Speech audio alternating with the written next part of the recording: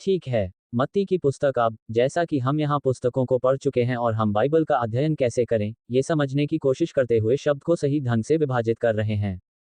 और मैंने आपको ये दिखाने का प्रयास किया है कि धर्मशास्त्र के प्रति व्यवस्थापरक दृष्टिकोण ही वह मूल दृष्टिकोण है जिसे आपको अपनाना है।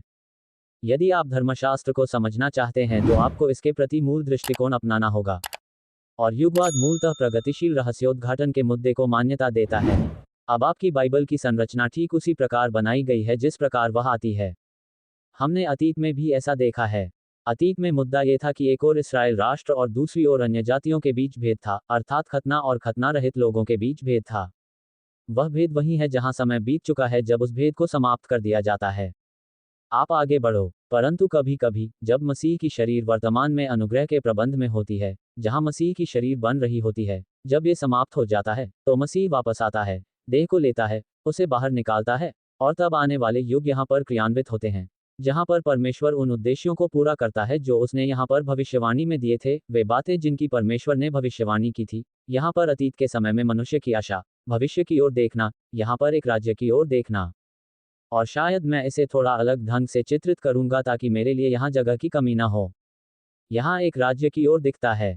वे क्लेश के बारे में जानते थे, वह क्रोध जो इस्राएल पर आने वाला था, वह मुक्तिदाता जो उन्हें उनके क्रोध से छुड़ाने वाला था, क्योंकि वे उस वाचा को निभाने में असफल रहे थे जो परमेश्वर ने उनके साथ बांधी थी, इत्यादि।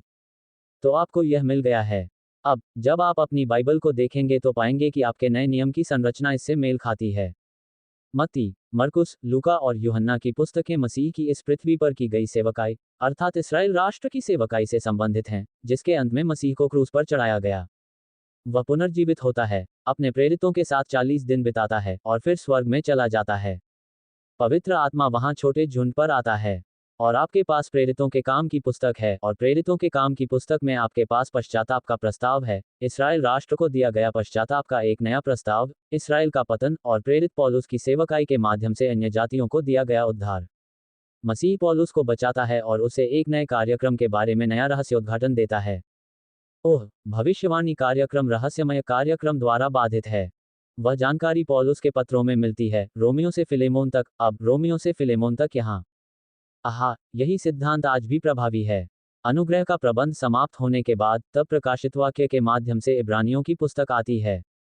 और अभी हम जो करने की प्रक्रिया में हैं, मैं बस आपके साथ इस पर चर्चा करने का प्रयास कर रहा हूं और आपको ये समझाने का प्रयास कर रहा हूं कि यदि आप वहां बड़ी तस्वीर देखेंगे और देखेंगे कि इन पुस्तकों में क्या लिखा गया है। और यह बहुत ही रोचक बात है कि यदि आप नए नियम में पुस्तकों का क्रम पढ़ेंगे तो आप उन्हें अवश्य पढ़ेंगे। सही, देखिए, ये बहुत ही रोचक है। ओह, पॉलिन ने अपने पत्रों में उन्नति के लिए डिजाइन किया था। यदि आप उनके पत्रों को पढ़ें तो आपको यह वहां मिल जाएगा। दूसरे शब्दों में, यदि आप परमेश्वर के वचन को उसी रूप में लें जिस रूप में वह आपके लिए रखा गया है और आपके लिए सुरक्षित है और उसका अध्ययन करें, तो आपको उससे लाभ मिलेगा। समस्या तब होती है जब लोग चीजों के साथ छेड़छाड़ करने लगते हैं और चीजों को वहां उछालने लगते हैं जहां उनकी जगह नहीं है। अब इस्राएल राष्ट्र के प्रति मसीह की पार्थिव सेवकाई मत्ती, मरकुस, लूका और यूहन्ना की पुस्तकों में पाई जाती है। और ये पुस्तकें ये समझना बहुत महत्वपूर्ण है कि वे जिस तरह से हैं, वे आध्यात्मिक महत्व के कारण हैं। जब हम पौलुस की पत्रियों में पहुंचेंगे तो हम पौलुस की पत्रियों के स्वरूप के आध्यात्मिक महत्व को देखेंगे और जानेंगे कि वे इस प्रकार क्यों हैं। मत्ती, मरकुस, लूका और यूहन्ना की पुस्तकों को जिस प्रकार प्रस्तुत किया गया है, उसका एक आध्यात्मिक महत्व है। वे वहां क्यों हैं, वे किस तरह से हैं, उनका क्या संबंध है, हम उन विवरणों के बारे में बात कर रहे हैं जो मसीह की सेवकाई के बारे में हैं। लेकिन आज रात मैं चाहता हूं कि आप उन पुस्तकों को जिस तरह से वहां रखा गया है, उसकी संरचना देखें। तो आप समझ गए होंगे कि वे वहां क्यों हैं। ओह, आपको इस बात से आश्चर्य नहीं होना चाहिए, क्योंकि परमेश्वर का वचन है, और उसने इसे हमारे लिए सुरक्षित रखा है। और उन्होंने इसे एकत्रित करने का पर्यवेक्षण किया है, ताकि पुस्तकों की व्यवस्था और लेआउट में एक दिव्य डिजाइन हो। और जब आप अपने नए नियम के लेआउट में उस डिजाइन को देखते हैं, तो पाते हैं कि यह व्यवस्थागत डिजाइन का ही अनुसरण करता है। फिर जब आप यहाँ वापस आएंगे, तो आपको मत्ती, मरकुस, लूका और यूहन्ना की पुस्तकों के साथ साथ प्रेरितों के काम, पौलुस और इब्रानियों, रोमियो से लेकर फिलेमोन और अन्य प्रेरितों की पुस्तकों में ये देखकर आश्चर्य नहीं होगा कि वहाँ एक ऐसी रूपरेखा है जो वहाँ चल रही आध्यात्मिक गतिविधि से मेल खाती है। अब मैं इस विषय पर आपके साथ चर्चा करना चाहता हूँ और मैं इसका चित्र बनाने का प्रयास करूंगा। मैं ये सब आपके लिए यहाँ लिखता रहूंगा, क्योंकि यह आपको नोट करने में और यहाँ क्या हो रहा है, इसे याद रखने में मदद कर सकता है। लेकिन ये समझना महत्वपूर्ण है कि मैथ्यू, मार्क, ल्यूक की ये पुस्तकें, मान लीजिए कि आप उन्हें सही क्रम में यहाँ रखते हैं। मार्क, लूका और यूहन्ना, इन सुसमाचारों में से प्रत्येक में 4 ऐसे हैं जो प्रभु यीशु मसीह के एक जीवन का उल्लेख करते हैं। अब हमने सेवाओं आदि में इस विषय पर बहुत अध्ययन किया है, तो मैं मानता हूं कि आप इस सामग्री से परिचित हैं, लेकिन वे प्रभु यीशु मसीह को एक बहुत ही विशिष्ट तरीके से प्रस्तुत करते हैं ताकि राष्ट्र इस्राएल अपने मसीहा को पहचान सके। जब इस्राएल आए और इन पुस्तकों को पढ़ना शुरू करे, तो उनके मन में कोई संदेह नहीं होना चाहिए कि जिसके बारे में वे पढ़ रहे हैं वह उनका मसीहा है और ये पुस्तकें हैं। मत्ती के अनुसार उसे अपनी संपूर्णता में अपना मसीहा सिद्ध करने के लिए उन चारों की आवश्यकता होती है। 4 पृथ्वी की संख्या है। पृथ्वी के 4 कोने हैं। ओह, कंपास पर 4 बिंदु होते हैं। 4 आयाम हैं। 4 ऋतुएं होती हैं। दिन के 4 भाग हैं। 4 वह संख्या है जो सृष्टि पर हर जगह अंकित है, और बाइबल में इसे सृष्टि की संख्या बताया गया है। जब प्रभु यीशु मसीह मनुष्य का पुत्र बनकर आता है, पृथ्वी पर अधिकार करने के लिए आता है, पृथ्वी ग्रह पर अधिकार करने के लिए आता है, पृथ्वी पर राजाओं का राजा और प्रभुओं का प्रभु बनने के लिए आता है, तो आपके पास उसके बारे में 4 दृष्टिकोण हैं। वहां उनका 4 गुना चित्र दिया गया है। अब उस 4 गुना चित्र की भविष्यवाणी पुराने नियम में की गई है, और मैं चाहता हूं कि आप समझें कि 400 समाचार विवरण हैं, 4 चित्र हैं, क्योंकि उनमें से प्रत्येक प्रभु यीशु मसीह के बारे में एक विशिष्ट बात कहता है जिसके बारे में भविष्यवक्ता ने कहा था कि वह आने वाला है।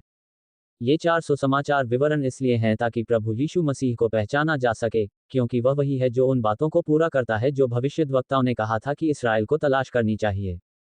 उनकी संख्या 4 है, 7 नहीं। उनमें से 4 हैं, उनमें से 1 नहीं। इसका कारण यह है कि संख्या 4 है, 7 नहीं। इसका कारण यह है कि वहां 1 नहीं बल्कि 4 लोग हैं।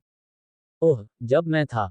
आप स्कूल जाते हैं और ईसा मसीह के जीवन का अध्ययन करते हैं, और कभी कभी स्कूल में आपको टी रॉबर्टसन ने जो लिखा, वह संभवतः सबसे अधिक निश्चित, मानक माना जाता है। इसे मसीह के जीवन का सामंजस्य और सुसमाचारों का सामंजस्य कहा जाता है। और वे जो करते हैं वह यह है कि वे एक जीवन बनाने की कोशिश करते हैं, और वे इन 4 पुस्तकों को लेते हैं और उन्हें एक साथ मिलाने और एक निरंतर कहानी बनाने की कोशिश करते हैं, और वे सभी घटनाओं को एक साथ फिट करने की कोशिश करते हैं और इस तरह की चीजें करते हैं, और इस अर्थ में एक सामंजस्य बनाते हैं कि यह सब अनुक्रमिक क्रम में रखा गया है। अब देखिए, यदि सर्वशक्तिमान परमेश्वर चाहते कि आपके पास मसीह के जीवन का क्रमबद्ध विवरण हो, तो उन्होंने क्या किया होता? यदि वह आपको 4 अलग अलग दे सकता है तो वह आपको एक देगा।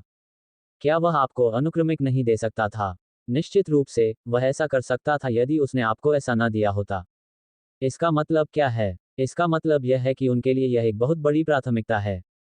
तो आपके लिए प्राथमिकता क्या होनी चाहिए? मुझे ऐसा लगता है कि प्राथमिकता इसे उसी तरह समझना होनी चाहिए जिस तरह से परमेश्वर ने इसे आपको दिया है।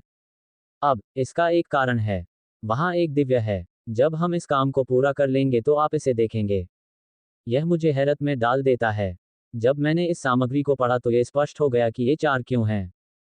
और यह स्पष्ट है कि जब आप ये समझ जाते हैं कि 400 समाचार विवरण मसीह के जीवन के 4 चित्र क्यों हैं, तो आप देख सकते हैं कि उन सुसमाचार विवरणों को क्या करने के लिए डिजाइन किया गया है। आपके पुराने नियम में मसीहा को 4 उपाधियां दी गई हैं जिन्हें शाखा उपाधियां कहा जाता है। अर्थात, ये 4 उपाधियां शाखा की उपाधि के अंतर्गत मसीहा की पहचान कराती हैं। यदि आप चाहें तो मेरे साथ आइए, एक हाथ में यिर्मयाह अध्याय 23 लीजिए और यशायाह अध्याय संख्या 11, यिर्मयाह 23 पद संख्या 5 और यशायाह अध्याय संख्या 11 लीजिए। अब ऐसे कई अंश हैं जो शाखा के बारे में बात करते हैं। यशायाह अध्याय संख्या 11 आयत संख्या 1। और यिशै के तने में से एक टहनी निकलेगी और उसकी जड़ों में से एक शाखा निकलेगी, और प्रभु की आत्मा उस पर विश्राम करेगी, इत्यादि इत्यादि, मसीहा के बारे में बातें करते हुए। और वे उसे देते हैं। भविष्यवक्ता मसीहा को शाखा का नाम देता है। और आप देखिए, इसमें बड़ा बी है। यह एक व्यक्तिवाचक संज्ञा है, अर्थात यह वह नाम है जो मसीहा को दिया गया है। यह उनकी उपाधियों में से एक है, जैसे कि मसीह की उपाधि राजाओं का राजा है। यह एक शीर्षक है। उनकी एक शीर्षक पुस्तक है द ब्रांच। और दिलचस्प बात यह है कि उसके पास 4 अलग अलग शाखा शीर्षक हैं। यिर्मयाह 23 पद संख्या 5, यिर्मयाह 23 पद 5, देखो, दिन आते हैं, यहोवा की यह वाणी है, कि मैं दाऊद के वंश में एक धर्मी शाखा उगाऊंगा, और एक राजा राज्य करेगा और समृद्ध होगा, और पृथ्वी पर न्याय और धर्म का कार्य करेगा। उसके दिनों में यहूदा बचाया जाएगा और इस्राएल निडर बसा रहेगा। और यह वह नाम है जिससे उसका नाम प्रभु हमारी धार्मिकता रखा जाएगा। ध्यान दें कि 5वें पद में मैं दाऊद के वंश में एक धार्मिक शाखा उगाऊंगा, और एक राजा राज्य करेगा और पृथ्वी पर न्याय और निर्णय करेगा। यह शाखा दाऊद की शाखा होगी और वह शाखा एक राजा होगी। दाऊद राजा है, अतः पहली शाखा दाऊद की शाखा होगी और वह राजा होगी। मेरे साथ जकर्याह अध्याय संख्या 3 पर आइए। जकर्याह अध्याय 3 पद संख्या 8, जकर्याह 3 पद संख्या 8 और जकर्याह 3 पद संख्या 8। वह कहता है, अब देखो, अब मुझे खेद है। हे यहोशू महायाजक, अब देख, तू और तेरे सेवक, मैं और तेरे साथी जो तेरे सामने बैठे हैं, खेदित हूँ, क्योंकि वे लोग आश्चर्य करने वाले पुरुष हैं। क्योंकि देखो, मैं अपने सेवक के रूप में एक शाखा उत्पन्न करूंगा। तो दूसरी शाखा का शीर्षक ये है कि वह मेरा सेवक बनने जा रहा है। शाखा मेरे साथ नीचे आओ, मैं इसे अध्याय 6, जकर्याह अध्याय 6, कविता संख्या 12, जकर्याह 6 का 12 बनाऊंगा और उससे बात करूंगा। सेनाओं का यहोवा इस प्रकार कहता है, उस आदमी को देखो जिसका नाम शाखा है। अतः वह न केवल दाऊद की शाखा होगा, वह न केवल मेरा सेवक शाखा होगा, बल्कि वह व्यक्ति होगा जिसका नाम ही शाखा है। अब मेरे साथ यशायाह अध्याय संख्या 4 पर आइए। यशायाह अध्याय संख्या 4, यशायाह अध्याय संख्या 4, आयत संख्या 2। उस दिन राज्य की बातें होंगी, उस दिन प्रभु की शाखा सुंदर और महिमा में होगी, और इस्राएल के बचे हुओं के लिए भूमि की उपज उत्तम और सुंदर होगी। तो वह राजा दाऊद की शाखा बनने जा रहा है। वह मेरा सेवक शाखा बनने जा रहा है। वह आदमी होगा जिसका नाम शाखा है, और फिर वह प्रभु की शाखा बन जाएगा। वे 4 शाखा शीर्षक। अब उन 4 शाखा शीर्षकों को 4 कथनों से मेल खाने के लिए डिजाइन किया गया है जो इस्राएल राष्ट्र को अपने मसीहा को देखने के लिए कहते हैं। 4 कथन है जहां भविष्यद्वक्ताओं में परमेश्वर राष्ट्र इस्राएल से कहता है, अपने मसीहा को देखो, यदि तुम चाहो तो मेरे साथ आओ, जकर्याह अध्याय संख्या 9 में। और हर बार जब वह उनसे अपने मसीहा को देखने के लिए कहता है, तो वह उनके मसीहा को एक अलग उपाधि देता है। इन्हें हम देखो कथन कहते हैं। 4 बार परमेश्वर इस्राएल से कहता है, देखो, और फिर वह उनके मसीहा की पहचान कराता है। जकर्याह अध्याय 9, श्लोक संख्या 9। हे सियोन, बहुत आनंद मना, हे यरूशलेम, जय जयकार कर, देख, तेरा राजा तेरे पास आ रहा है। वह धर्मी और उद्धार पाकर दीन है, और गदहे पर, अर्थात गदहे के बच्चे पर सवार होकर आता है। देखो, तुम्हारा राजा कौन आ रहा है। दाऊद वंश की शाखा को देखो। तुम्हारा मसीहा आने वाला है, और जब वह आएगा तो अपने राजा को देखना। मेरे साथ यशायाह अध्याय 42 पर आइए। यशायाह अध्याय 42। यशायाह 42 पद 1। देखो, यह मेरा सेवक है जिसे मैं संभालता हूँ, मेरे चुने हुए लोग जिनसे मेरा मन प्रसन्न है, मैंने उन पर अपना आत्मा रखा है, वह अन्य जातियों के लिए न्याय प्रकट करेगा। ये यीशु मसीह का प्रथम आगमन है, और वह है, देखो मेरा सेवक जो इस्राएल है। और देखो, वहां उनका राजा इस्राएल है। देखो, जो लोग हैं वे प्रभु के सेवक हैं। और वह कहता है, वह उसे अपना चुना हुआ कहता है, जिससे मेरा जी प्रसन्न होता है, मैं उस पर अपना आत्मा डालता हूँ। मत्ती अध्याय 3, लूका अध्याय 3। जब यीशु मसीह को यूहन्ना द्वारा बपतिस्मा दिया जाता है, तो पवित्र आत्मा कबूतर की तरह उस पर उतरता है, और पिता स्वर्ग से बोलता है और कहता है, यह मेरा पुत्र है, जिससे मैं बहुत प्रसन्न हूँ। वह वही है जिससे मेरी आत्मा प्रसन्न होती है। मैंने अपनी आत्मा उस पर डाल दी। ये प्रभु यीशु मसीह का प्रथम आगमन है। और जब वह आएगा, तो इस्राएल उसे यहोवा के सेवक के रूप में देखेगा। अब मेरे साथ जकर्याह अध्याय संख्या 6 पर आइए, जहां हम अभी 1 मिनट पहले जकर्याह अध्याय संख्या 6, आयत 12 पर थे। प्रभु, मैंने यह आयत पढ़ा है, लेकिन आप इसका दूसरा पहलू भी देखेंगे, और आप यहाँ, देखो, कथनों और शाखा कथनों के बीच संबंध देखेंगे। जकर्याह 12 है जकर्याह अध्याय 6 पद 12 पर ध्यान देकर उससे कह, सेनाओं का यहोवा यूं कहता है, कि देख, ये पुरुष है। इस आदमी को देखो, तो तुम राजा को देखो, तुम सेवक को देखो। और अब आप उस आदमी को देखने जा रहे हैं जिसका नाम शाखा है। शाखा और निहारना बयान एक जैसे हैं। वस्तुतः देखो कथन कहता है, अपने मसीहा को देखो, शाखा को देखो। और एक उपाधि है राजा। मेरे सेवक को देखो, इस मनुष्य को देखो। और फिर यशायाह अध्याय संख्या 40, श्लोक संख्या 9, इस्राएल को ये कहा गया है, अपने परमेश्वर को देखो। यशायाह अध्याय 40। हे सियोन, हे शुभ समाचार लाने वाली, हे यरूशलेम, हे शुभ समाचार लाने वाली, ऊंचे पहाड़ों पर चढ़ जा। अपनी आवाज को शक्ति के साथ ऊंचा करो। इसे ऊपर उठाओ, डर नहीं होना। यहूदा के नगरों से कहो, देखो, तुम्हारा परमेश्वर उस नाम से मेल खाता है। तो देखो, कथन शाखा कथनों से मेल खाते हैं, और शाखा शीर्षक इस कारण से हैं कि 400 समाचार खाते हैं। वह ये है कि प्रभु यीशु मसीह के व्यक्तित्व के 4 पहलू हैं। मसीह के बारे में, इस्राएल के मसीहा के बारे में उन्हें 4 दृष्टिकोणों पर ध्यान देना चाहिए, और मत्ती की पुस्तक जिसे आप आगे देखेंगे, उससे मेल खाती है। ये यीशु मसीह को दाऊद वंश की शाखा के रूप में प्रस्तुत करेगा। उनका राजा मरकुस मेरे सेवक को वह शाखा भेंट करेगा, लूका उस मनुष्य को जिसका नाम वह शाखा है, भेंट करेगा, और यूहन्ना प्रभु की शाखा भेंट करेगा। मत्ती कहेगा, अपने राजा को देखो। मरकुस कहेगा, देखो यह मेरा सेवक है। लूका कहेगा, इस मनुष्य को देखो। और यूहन्ना कहेगा, अपने परमेश्वर को देखो। प्रभु यीशु मसीह के ये 4 चित्र उसे इस्राएल राष्ट्र के सामने उनके मसीहा के रूप में प्रस्तुत करने के लिए बनाए गए हैं। अब मेरे साथ जकर्याह अध्याय संख्या 1 पर आइए और आप कहें, अच्छा, तो 4 क्यों? 6 या 8 या 10 क्यों नहीं? खैर, इसका एक कारण है। और इसका कारण जकर्याह अध्याय संख्या 1 और प्रकाशितवाक्य अध्याय संख्या 4 से संबंधित है। जकर्याह अध्याय 1 और प्रकाशितवाक्य अध्याय संख्या 4। जकर्याह अध्याय 1 में, मुझे खेद है कि मैंने जकर्याह का उल्लेख 3 या 4 बार किया है न। ये इजेकील है। मैं यहेजकेल में हूँ। मुझे नहीं पता कि आप ऐसा क्यों नहीं कर रहे हैं, सिवाय इसके कि मैंने आपको ऐसा करने के लिए नहीं कहा था। पृष्ठ 840। अब ठीक है, यहेजकेल, जकर्याह नहीं। अब हम कुछ समय पहले जकर्याह में थे। हम उससे गुजर चुके हैं। यहेजकेल अध्याय 1 में, यहेजकेल को परमेश्वर की उपस्थिति, परमेश्वर के सिंहासन कक्ष में एक दर्शन मिलता है। और वह प्रभु को देखता है, वह सिंहासन कक्ष को देखता है, और वह 4 जीवित प्राणियों को देखता है। पद्य 5। और उसके बीच में से 4 जीवित प्राणियों के समान आकृतियां निकलीं। यह उनका स्वरूप था। वे मनुष्य के समान थे। हर एक के 4 चेहरे थे और हर एक के 4 पंख थे। और वह आगे बताता है कि ये 4 जीवित प्राणी कैसे दिखते हैं। और मैं चाहता हूं कि आप पद संख्या 10 में उनके चेहरे देखें। जहां तक उनके चेहरों की समानता का सवाल है, और समझो कि तुम जो देख रहे हो वह तुम क्या हो। ये जीवित प्राणी जो परमेश्वर के सिंहासन के चारों ओर खड़े हैं वे करूब हैं। और वे सचमुच वहां मौजूद हैं और उनका स्वरूप सचमुच यहेजकेल जैसा है। और फिर हम देखेंगे कि जॉन क्या देखता है। लेकिन वे प्राणी भी, वे सिर्फ एक निश्चित तरीके से नहीं दिखते हैं। जब परमेश्वर ने उन्हें बनाया, तो उसने उन्हें एक उद्देश्य व्यक्त करने के लिए बनाया। और वे 4 प्राणी, सिंहासन के चारों ओर रहने वाले वे जीवित प्राणी, वे दिव्य प्रकृति के 4 बुनियादी सामाजिक पहलुओं को व्यक्त करते हैं। वे परमेश्वर के स्वभाव को अभिव्यक्त करते हैं, जैसा कि वह अपनी सृष्टि से संबंधित है। वे ब्रह्मांड में ईश्वर के सबसे करीबी प्राणी हैं, और उन्होंने उन्हें अपने आसपास रहने के लिए, स्वयं को अभिव्यक्त करने के लिए बनाया है।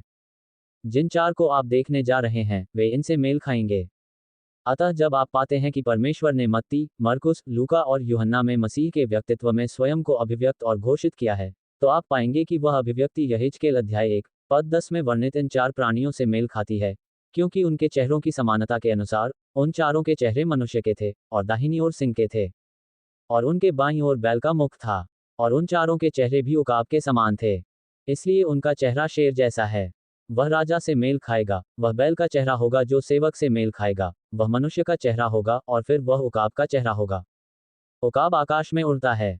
वह परमेश्वर, मनुष्य या आदमी से मेल खाएगा। बैल एक बोझा ढोने वाला जानवर है जो नौकर और शेर से मेल खाता है। खैर, वह जानवरों का राजा है। और प्रभु यीशु मसीह को यहूदा के गोत्र का सिंह कहा गया है। मेरे साथ प्रकाशितवाक्य अध्याय 4 में आइए और ध्यान दीजिए कि ये प्राणी अभी भी प्रकाशितवाक्य अध्याय 4 में मौजूद हैं, जब यूहन्ना को भी तीसरे स्वर्ग में, पिता के सिंहासन के सामने परमेश्वर की उपस्थिति में उठा लिया गया था, वही स्थान जहां यहेजकेल था। और प्रकाशितवाक्य 4 की 6ठी आयत में कहा गया है कि सिंहासन के सामने क्रिस्टल के समान कांच का एक समुद्र था। और सिंहासन के बीच में और सिंहासन के चारों ओर 4 प्राणी थे जिनके आगे पीछे आंखें ही आंखें थीं। और पहला जानवर शेर जैसा था, दूसरा पशु बछड़े जैसा था, और तीसरे पशु का चेहरा मनुष्य का था, और चौथा प्राणी उड़ते हुए उकाब जैसा था। तो आपके पास शेर, बछड़ा, बैल, एक आदमी और एक चील है। वे 4 चेहरे उन प्राणियों को दर्शाते हैं जो परमेश्वर के सिंहासन के चारों ओर हैं। और आप पाएंगे कि शेर पूरी तरह से राजा से मेल खाता है, जो कि मैथ्यू की पुस्तक में मसीह का चित्र दिया गया है। बैल नौकर से मेल खाता है, जो कि मार्क की पुस्तक में मसीह का चित्र दिया गया है। आदमी आदमी से मेल खाएगा, शीर्षक जो लूका की पुस्तक से मेल खाएंगे, और उकाब परमेश्वर से मेल खाएगा, जो यूहन्ना की पुस्तक से मेल खाएगा। अब आप देखिए कि आप क्या कर रहे हैं।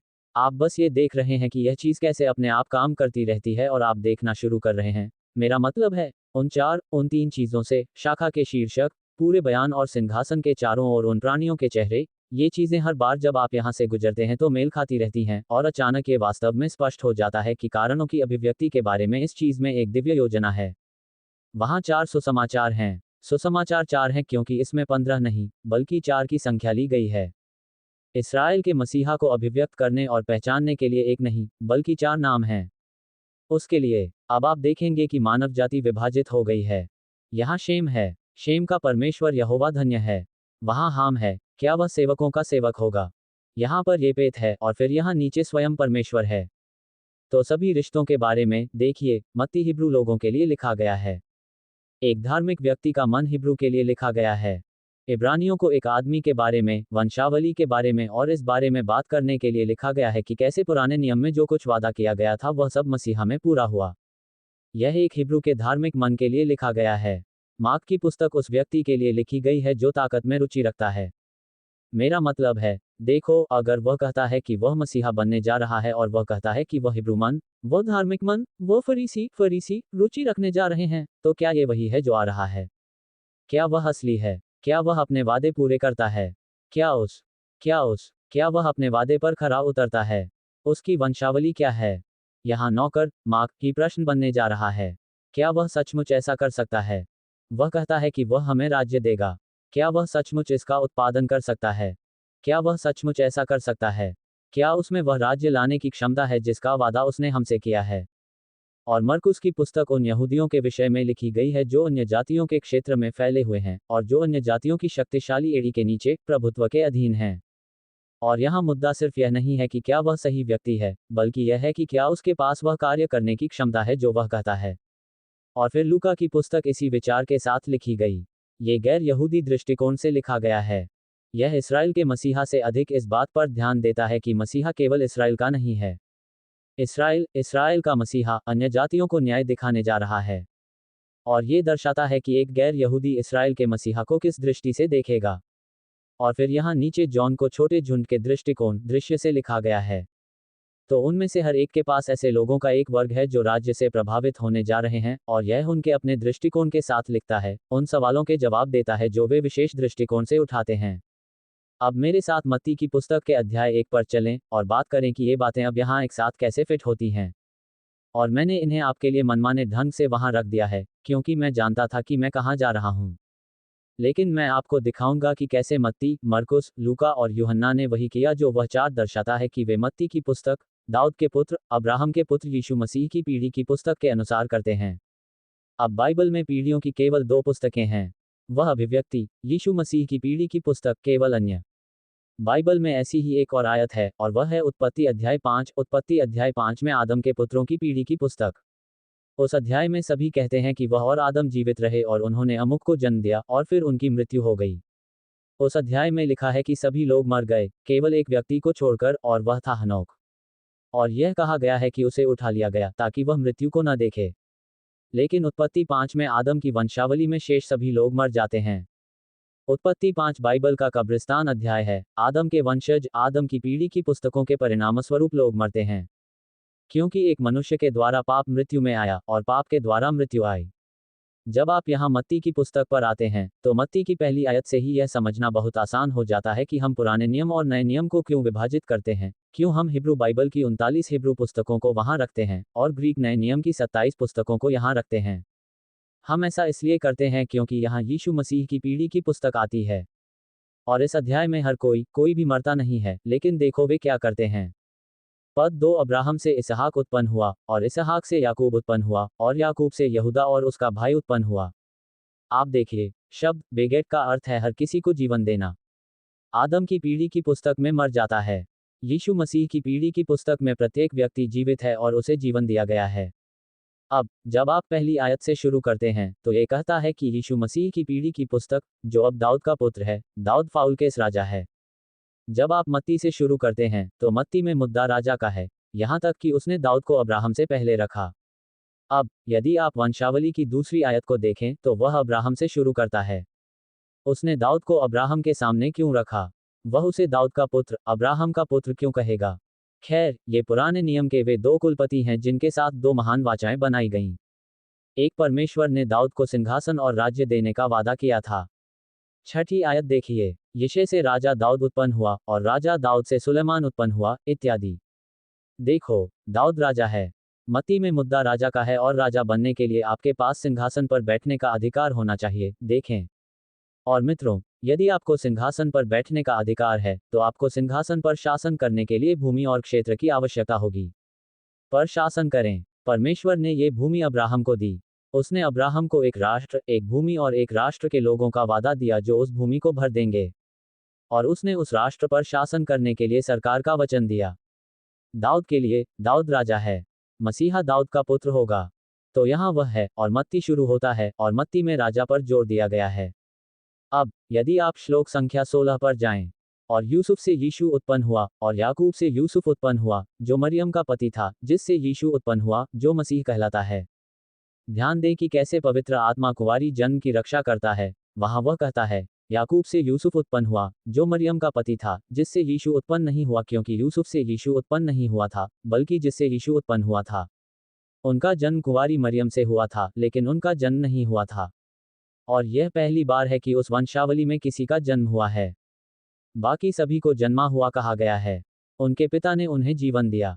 परंतु यहाँ यीशु का जन्म हुआ। पद 18। अब यीशु का जन्म इस प्रकार हुआ जब उसकी माता मरियम की मंगनी यूसुफ से हुई, जो उनके इकट्ठे होने से पहले ही हुआ था। वह पवित्र आत्मा की ओर से गर्भवती पाई गई। तब उसका पति यूसुफ धर्मी मनुष्य था और उसे गुप्त में, परंतु सबके सामने त्यागना न चाहता था। बल्कि मैं उसे सार्वजनिक रूप से उदाहरण बनाने के लिए तैयार नहीं हूं, बल्कि उसे निजी तौर पर दूर रखने का मन बना रहा हूं। जब वह इन बातों के सोच ही में था तो प्रभु का दूत उसे स्वप्न में दिखाई देकर कहने लगा, हे यूसुफ, दाऊद की संतान, तू अपनी पत्नी मरियम को अपने यहाँ ले आने से मत डर, क्योंकि जो उसके गर्भ में है वह पवित्र आत्मा की ओर से है। और वह एक पुत्र जनेगी और उसका नाम यीशु रखेगी, और वह अपने लोगों को उनके पापों से बचाएगा। अब आप फिर से यूसुफ के दाऊद पुत्र होने पर जोर देते हुए देखते हैं। मत्ती उसकी वंशावली और मसीह को स्थापित करने में रुचि रखता है। दाऊद के सिंहासन पर कानूनी दावा और अधिकार। वह वंशज है। उनकी वंशावली दाऊद से, सुलेमान से, राजसी वंश से आती है, और वह मसीह के राजकीय अधिकारों के साथ साथ नस्लीय अधिकारों को भी स्थापित करने में रुचि रखते हैं। वह अब्राहम का वंशज है, इसलिए वह अब्राहमिक वाचा को पूरा कर सकता है, लेकिन वह दाऊद का वंशज भी है। उसके पास राजसी अधिकार भी हैं। पद संख्या 22 पर ध्यान दें। और यह सब इसलिए लिखा गया था कि जो वचन प्रभु के विषय में भविष्यद्वक्ता के द्वारा कहा गया था वह पूरा हो, और फिर आगे भी ऐसा ही होता है। आयत 22 पुराने नियम से उद्धरणों की एक श्रृंखला आरंभ करता है, और मत्ती की पुस्तक में बार बार यह कहा गया है कि यह इसलिए हुआ कि जो वचन प्रभु ने सोच समझकर कहा था वह पूरा हो। यह इसलिए हुआ कि जो वचन यहाँ कहा गया था वह पूरा हो। यह इसलिए हुआ कि यह बात पूरी हो। दूसरे शब्दों में, मत्ती की पुस्तक कानूनी रूप से दावों को स्थापित कर रही है, तथा उस सामग्री का संदर्भ दे रही है जहां इस बात पर कोई सवाल ही नहीं उठता कि राजा यहां है और उसके पास सभी अधिकार हैं। अब मत्ती में दी गई वंशावली अद्वितीय है, क्योंकि यह मसीह को दाऊद और अब्राहम तक ले जाती है, तथा उसे सिंहासन और भूमि का वास्तविक उत्तराधिकारी स्थापित करती है। अब मेरे साथ मरकुस की पुस्तक पर आइए और मरकुस में दी गई वंशावली पर ध्यान दीजिए, जो परमेश्वर के पुत्र यीशु मसीह के सुसमाचार का आरंभ है, जैसा कि भविष्यद्वक्ताओं में लिखा है। देख, मैं अपने दूत को तेरे आगे भेजता हूं, जो तेरे लिए मार्ग सुधारेगा। जंगल में एक पुकारने वाले की आवाज सुनाई दे रही है, प्रभु का मार्ग तैयार करो, उसके मार्ग सीधे करो। यूहन्ना ने जंगल में बपतिस्मा दिया और पापों की क्षमा के लिए पश्चाताप के बपतिस्मा का प्रचार किया। और इसलिए आप वंशावली में देखते हैं, मार्क की पुस्तक में वंशावली नहीं है, लेकिन यह आपके लिए उपयुक्त है। तो फिर मार्क के पास वंशावली क्यों नहीं होगी? दोस्तों, क्या आपने कभी इस बात पर चिंता की है कि नौकर कहां से आया है? आप नौकर के बारे में क्या जानना चाहते हैं? आप जानना चाहते हैं कि वह कहां से आया, उसकी माँ और पिता कौन थे और वह किस प्रकार का व्यक्ति था। आप किस में रुचि रखते हैं? आप संदर्भ चाहते हैं। यदि वह काम कर सकता है जो एक नौकर से अपेक्षित है, तो आपको उसकी वंशावली में कोई दिलचस्पी नहीं है। आप रुचि रखते हैं, क्या वह आदमी काम कर सकता है? और तुम्हें पता है तुम क्या देखने जा रहे हो। जब आप मरकुस की पुस्तक को पढ़ेंगे तो आप मरकुस को देखेंगे। आप अपनी नज़र नीचे पद संख्या 12 पर ले जाएंगे। पद संख्या 5 से शुरू करें। आप देखिए कि पद 5 में पहला शब्द ही वचन है, और पद 6, पद 7, पद 9, पद 10, पद 11, पद 12, पद 13, पद 15, पद 17, पद 18, 19, 20, 21, 22। देखो, उन सभी आयतें को देखो जो इस शब्द से शुरू होते हैं, और तुम्हें पता है क्या? और यह एक क्रिया शब्द है। आपने कुछ किया और उसने कुछ किया, और उसने कुछ किया और उसने कुछ किया, और कहा, चलो इसे अगले काम पर ले चलते हैं। मार्क की पुस्तक के 16 अध्यायों में से 12 अध्याय शब्द से शुरू होते हैं, और मरकुस 400 समाचारों में सबसे छोटा है, जिसमें केवल 16 अध्याय हैं। मरकुस में केवल 678 आयतें हैं। ये चारों में से सबसे छोटा है। और फिर भी इसमें और भी विभिन्न घटनाएं हैं। आप देख रहे हैं कि मसीह और भी बहुत कुछ कर रहा है। वह काम कर रहा है, वह जा रहा है, वह कर रहा है, वह सक्रिय है। मरकुस, आप उसे एक नौकर की तरह काम करते हुए देख रहे हैं। अब मेरे साथ लूका की पुस्तक के अध्याय 3 पर आइए। इसलिए मरकुस को वंशावली की आवश्यकता नहीं है। मरकुस नौकर को पेश कर रहा है। मरकुस ने लूका अध्याय 3 में अपने संदर्भ और कार्य करने की अपनी क्षमता बताई है। अब आपके पास मसीह की वंशावली है। इसकी शुरुआत पद संख्या 23 से होती है। यीशु स्वयं लगभग 30 वर्ष का था, और जैसा कि माना जाता था, वह यूसुफ का पुत्र था, जो हीली का पुत्र था। हीली। अब ये बात अलग है कि वह याकूब का पुत्र था। मत्ती में वापस वहाँ, मरकुस और ल्यूक में जो कुछ आपको मिलता है, वह वास्तव में मसीह की वंशावली या उसकी माता मरियम की वंशावली है। मत्ती में आपको उसके पिता जोसेफ की वंशावली मिलती है। लूका में यह मरियम की वंशावली है। और ध्यान दें कि यह पद संख्या 38 पर वापस जाता है, जो इनोश का पुत्र था, जो शेत का पुत्र था, जो आदम का पुत्र था। क्या आप जानते हैं आदम कौन था? 1 कुरिन्थियों अध्याय 15 में आदम को प्रथम मनुष्य कहा गया है। यदि आप एक पुस्तक लिखने जा रहे हैं और उस व्यक्ति की पहचान करने जा रहे हैं, तो उस व्यक्ति को देखें जिसका नाम शाखा है, और फिर आप उसकी वंशावली शामिल करने जा रहे हैं। तार्किक रूप से आप इसे कहाँ वापस ले जाएंगे? यदि वह आदमी है, तो आपको इसे आदमी तक वापस ले जाने की जरूरत है, समझे? और इस तरह वह पहले मनुष्य आदम तक वापस चला जाता है। अब लूका की पुस्तक, मत्ती की तरह ही, वंशावली में सिंहासन और भूमि पर उसके शाही अधिकारों को स्थापित कर रही है। लूका, एक रिश्तेदार, मुक्तिदाता के रूप में अपने प्राकृतिक अधिकारों की स्थापना कर रहा है। उसे आपका रिश्तेदार होना चाहिए। यहाँ मुद्दा सिर्फ दाऊद के प्रति रिश्तेदार होने का नहीं है, बल्कि मानव जाति के प्रति रिश्तेदार होने का है। और वह उसे वहां वापस खोज लेता है। अब, यदि आप यूहन्ना की पुस्तक पर आते हैं, यदि आप उसका वर्णन करने जा रहे हैं और कहते हैं, अपने परमेश्वर को देखो, परमेश्वर कहाँ से आता है? यदि आप परमेश्वर की वंशावली बनाना चाहते हैं, तो आप इसकी शुरुआत कहाँ से करेंगे? ठीक है, आपको अनंत काल में वापस जाना होगा। क्या तुम यूहन्ना की ओर नहीं देखते हो? यूहन्ना ने आरंभ में क्या किया जब चीजें होने लगी? वह वचन था, और वचन परमेश्वर के साथ था, और वचन परमेश्वर था। अब ध्यान दीजिए कि आरंभ में वही परमेश्वर के साथ था। आरंभ में वचन था। श्लोक 14 कहता है, शब्द देहधारी हुआ। यहाँ शब्द है यीशु मसीह। आदि में वचन था, और वचन परमेश्वर के साथ था। यही शब्द है। यीशु मसीह परमेश्वर पिता के साथ था। यहाँ आमने सामने की संगति होती है। लेकिन देखो, अगर मैं यहाँ तुम्हारे साथ हूँ, तो क्या मैं हूँ? यदि आप किसी के साथ हैं, तो इसका मतलब है कि वहाँ अलगाव, पृथक्करण और भेद है। अतः वह परमेश्वर के साथ है, अर्थात वह परमेश्वर से पृथक और भिन्न है, और शब्द परमेश्वर था। अर्थात वह समान है, एक रस है, सार में सह समान है, और अस्तित्व में श्रेणीबद्ध है। वही आरंभ में बालक के साथ था। यह मसीह के ईश्वरत्व के बारे में एक जबरदस्त कथन है। सभी चीजें उसके द्वारा बनाई गई थी, और उसके बिना कुछ भी नहीं बनाया गया था जो बनाया गया था। यूहन्ना कहता है, अपने परमेश्वर को देखो। अब आप देखिए कि यहाँ क्या हो रहा है। जब आप शुरू करते हैं, तो आप अपने पास आते हैं। इस्राएल ने इन पुस्तकों को पढ़ना शुरू कर दिया है जो उनके लिए प्रभु यीशु मसीह की पहचान कराती हैं। वे किसके बारे में और क्या पढ़ने जा रहे हैं? वे किताबें उन्हें क्या बताएंगी? वे पुस्तकें उन्हें बताएंगी कि यह इस्राएल का राजा है, ये सेवक है, ये व्यक्ति है, ये प्रभु की शाखा है। ये वह आदमी है जिसका नाम शाखा है। यह मेरा सेवक, शाखा है। यहाँ दाऊद है, दाऊद की शाखा, यहाँ उनका राजा है। यहाँ प्रभु का सेवक है। यहाँ मनुष्य का पुत्र है। और देखो, तुम्हारा परमेश्वर तुम्हारे पास आता है, और वह ये सब पुनर्तः करता है, तथा अपने वास्तविक रूप में उसे प्रस्तुत करता है। अब मैं यहीं रुकने वाला हूँ, क्योंकि यहाँ और भी बहुत कुछ है जो आप कर सकते हैं। मेरा मतलब है, यदि आप पीछे जाएं और पढ़ना शुरू करें, उदाहरण के लिए, यदि आप मैथ्यू से शुरू करें, तो मैथ्यू के दूसरे अध्याय से तुरंत क्या होगा? बुद्धिमान लोग आते हैं और कहाँ चले जाते हैं? वे यरूशलेम जाते हैं। और वे किससे पूछते हैं? हम उसे ढूंढने आए हैं जो पैदा हुआ था। क्या यहूदियों का राजा? मत्ती अध्याय 3। और रास्ते में, खैर, मत्ती अध्याय 3, यूहन्ना बपतिस्मा देने वाला आता है। वह कहता है, देखो, पश्चाताप करो, क्योंकि स्वर्ग का राज्य निकट आ गया है। ये राज्य का मुद्दा है। मसीह आता है, और यूहन्ना जंगल में पुकारने वाले की आवाज है। सीधा करें। वह आवाज है। वह ऐसा ही है, वह जो पुकारता हुआ बाहर जाता है, और इस प्रकार राजा की उपस्थिति की घोषणा करता है। तभी राजा प्रकट होता है और कहता है, पश्चाताप करो, स्वर्ग के राज्य का सुसमाचार प्रचार करो। आप उसे पहाड़ पर जाते और धर्मोपदेश देते देखते हैं, जो राज्य का एक प्रकार है। वह ऊपर जाता है और इसे पहाड़ पर स्थापित करता है, जो एक प्रकार का राज्य है, और वह अपने संविधान की घोषणा करता है इत्यादि। मरकुस की पुस्तक में भी यही बातें हैं। आप मरकुस तक पहुंचते हैं, और जैसे ही आप वहां पहुंचते हैं, आप मरकुस की पुस्तक पढ़ते हैं और आप थक जाते हैं, ये बहुत तेज है। आप यहाँ से, यहाँ से, यहाँ से, यहाँ से, यहाँ से, यहाँ से, यहाँ से, यहाँ से जाएं। मार्क ने जो कुछ कहा उसके बारे में वह आपको कम बताता है। इसमें बताया गया है कि उसने क्या किया।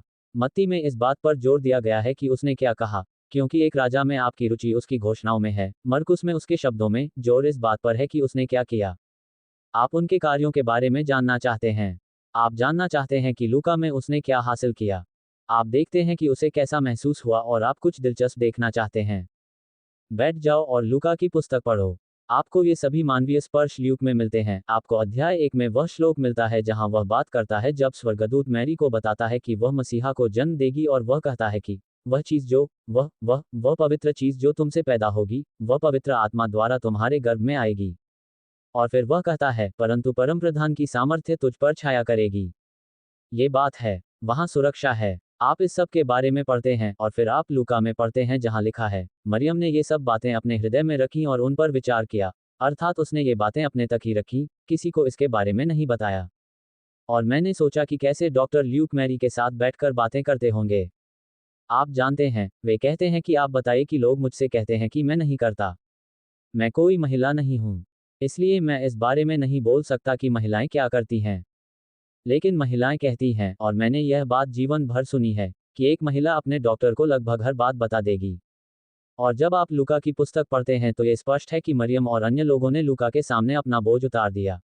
वह एक ऐसे व्यक्ति थे जिनके साथ वे सहज रह सकते थे और उनका मानवीय पक्ष भी अच्छा था। और लूका हर चीज का एक मानवीय पक्ष है, न केवल मसीह का, बल्कि हर चीज का जो घटित हो रही है। जब आप यूहन्ना की पुस्तक को पढ़ेंगे तो आपको चीजों का मानवीय पक्ष दिखाई देगा। मैं ही मार्ग हूं, मैं ही सत्य हूं, मैं जीवन हूं, मैं जीवन की रोटी हूं, मैं जीवित जल हूं, मैं अच्छा चरवाहा हूं, मैं हूं, कथनों का पुनरुत्थान हूं। यूहन्ना में उनमें से 7 हैं। और मैं कौन हूं? उसने कहा, अब्राहम के होने से पहले मैं हूं। वह कौन है? वह यहोवा है, और वह प्रकट कर रहा है कि प्रभु कौन है। और जॉन में आप देख सकते हैं कि वह कौन था या वह कौन है। इनमें से प्रत्येक सुसमाचार इसी पर केंद्रित है। अब मैं ये सब आपसे कहता हूं ताकि आप समझ सकें कि इनमें से प्रत्येक सुसमाचार, जैसा कि आप यहां पढ़ते हैं, आप जो कर रहे हैं वह यह है कि आपको 4 गुना पूर्ण मिश्रित सुसमाचार मिल रहा है ताकि आप समझ सकें कि प्रभु यीशु मसीह कौन थे। और जैसा कि आप देखते हैं कि आप उसे इस्राएल का राजा, प्रभु का सेवक देखते हैं, आप उसे मनुष्य के पुत्र के रूप में देखते हैं, और आप उसे मानव शरीर में अवतरित परमेश्वर के रूप में देखते हैं, जो अपने उद्देश्यों को पूरा करने और राजा के रूप में शासन करने के लिए आया है। इनमें से प्रत्येक पुस्तक मत्ती के साथ समाप्त होती है। अंतिम चीज जो आप देखते हैं वह है पुनर्जीवित मसीह। आप उसे अपने शिष्यों के साथ पहाड़ पर पुनरुत्थान में देखते हैं। मरकुस में आप उसे अपने शिष्यों को आदेश देते हुए देखते हैं, और फिर आप उसे स्वर्ग में चढ़ते हुए देखते हैं। मत्ती का अंत पुनर्जीवित मसीह के साथ होता है। मरकुस लूक के स्वर्गारोहण के साथ समाप्त होता है। आप उसे ऊपर चढ़ते हुए देखते हैं और आप उसे देखते हैं। उनसे कहो कि उन्हें यरूशलेम जाना है और तब तक वहीं रुकना है जब तक पवित्र आत्मा उन पर न भेज दी जाए। मत्ती आपको यहाँ पुनरुत्थान के पास ले जाता है। मरकुस आपको स्वर्गारोहण के माध्यम से ले जाता है। लुका आपको पिन्तेकुस्त और यूहन्ना की पुस्तक के माध्यम से ले जाता है। यूहन्ना की पुस्तक में उनका अंतिम वार्तालाप उनके दूसरे आगमन के बारे में है, अर्थात उनके माध्यम से प्रगति, सिद्धांतगत प्रगति। वे पुस्तकें आध्यात्मिक डिजाइन से मेल खाती हैं और उसमें सटीक बैठती हैं। अब उन पुस्तकों को समझने के लिए आपको प्रभु यीशु मसीह का जो चित्र वे आपको देते हैं उसे समझना होगा। और जब आप उन्हें पढ़ रहे हैं और उनका अध्ययन कर रहे हैं तो उस दृष्टिकोण से उनका अध्ययन करें। ठीक है, फिर मिलते हैं। मारनाथा।